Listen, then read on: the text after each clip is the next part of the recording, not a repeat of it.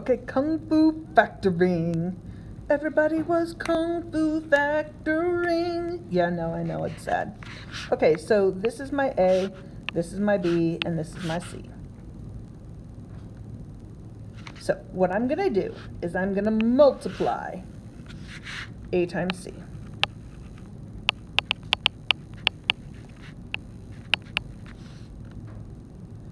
You are going to replace the C with that multiplication term.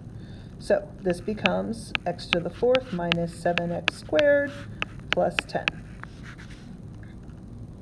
You are going to factor normally. So I know that 10 can be factored into 1 times 10 or 2 times 5.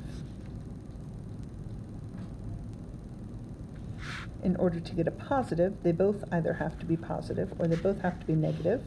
And since my 7 is negative, they're both going to be negative.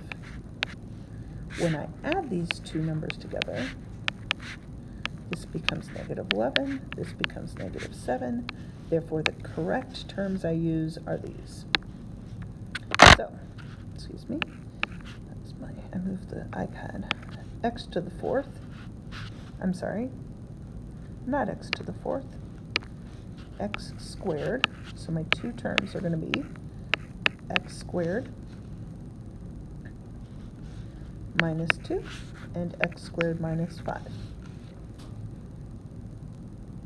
Now, when we do the Kung Fu, we're not done yet, because then you have to go back in and divide both terms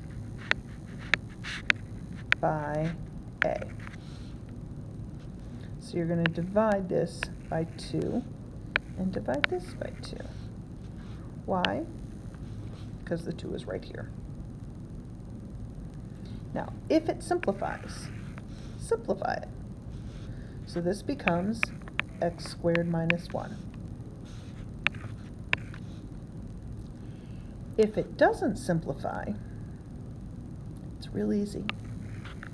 You just bring it out front.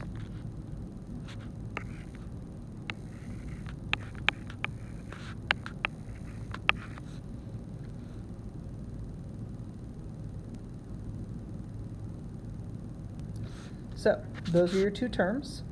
Now, you then have to ask yourself, can they be factored again? But that's for another story. So again, you multiply A times C, you factor normally, you then divide both terms by your A, and you have two options.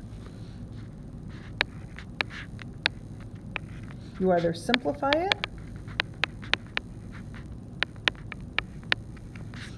or you bring the denominator out front.